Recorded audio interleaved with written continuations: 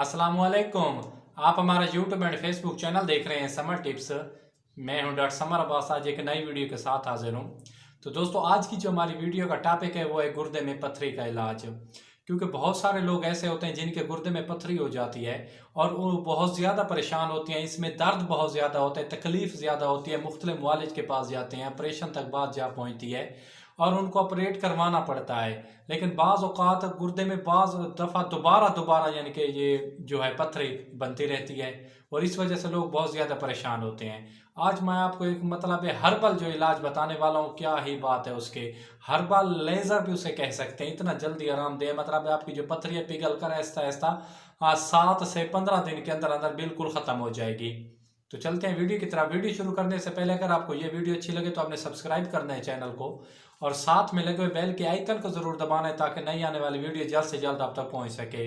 तो सबसे पहले सवाल ज़हन में आता है कि ये पथरी जो है हमारे गुर्दों में क्यों मतलब बन जाती है, इसकी ख़ास वजह क्या है।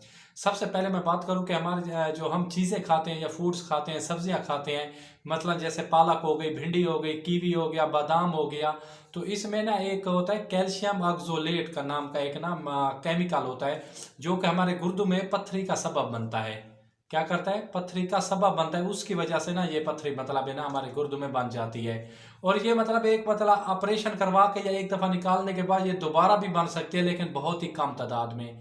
लेकिन ये जो मैं नुस्खा आपको पेश करने वाला हूँ ये बेहद मतलब कीमती है, बेहद आजमूदा है, 100% रिजल्ट देने वाला है। मैं आपको नंबर 1 यानी कि स्टेप बाय स्टेप बताऊंगा। नंबर 1 पे अगर मैं बात करूं तो ये ना जो गुर्दा होता है ये मतलब दोनों गुर्दों में ये पथरी हो सकती है, एक में हो सकती है। जैसे ये पथरी बाहर की जानिब निकलती है या मसाने की तरफ आते हैं तो शदीद तकलीफ होती है, पेन होता है, दर्द होता है। तो ये नुस्खा आप इस्तेमाल करें। सबसे पहले पहले आपने करना है कि एक सादा सा नुस्खा है, बिल्कुल प्रसार स्टोर से आपने लेना है, ईजिली मिल जाएगा, कोई महंगा नुस्खा नहीं है। नाम थोड़े से मतलब डिफरेंट है लेकिन इतने मुश्किल नहीं है, आपने लिख लेने हैं। सबसे पहले है गोखरू। क्या है? गोखरू।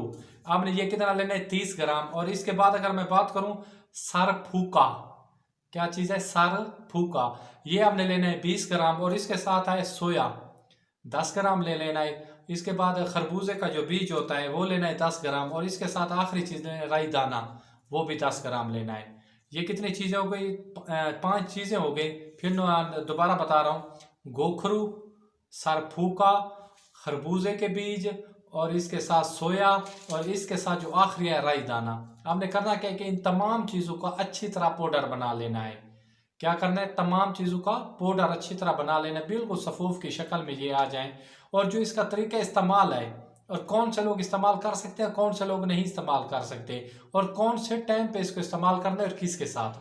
सबसे पहले अगर मैं बात करूं तो पानी के साथ इस्तेमाल करना है। आधा चम्मच सुबह, आधा चम्मच शाम। और मतलब एक खाने के बाद, सुबह नाश्ते के बाद और शाम को खाने से पहले, शाम के बाद आप इस्तेमाल कर सकते हैं।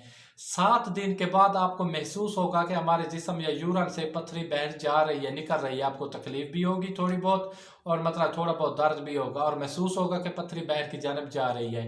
जैसे 15 से 20 दिन हो गए आपका, बिल्कुल आप जाके बाद में अल्ट्रासाउंड करवा लेना, आपकी पथरी गायब हो चुकी होगी, बिल्कुल ख़त्म हो जाएगी। और इंशाल्लाह आप अपने भाई को दुआएं देंगे कि मतलब इतने बड़े ऑपरेशन से बचा लिया। तो अपने भाई को दीजिए इजाज़त। खुदा हाफिज़ व सलाम, जज़ाकल्लाह।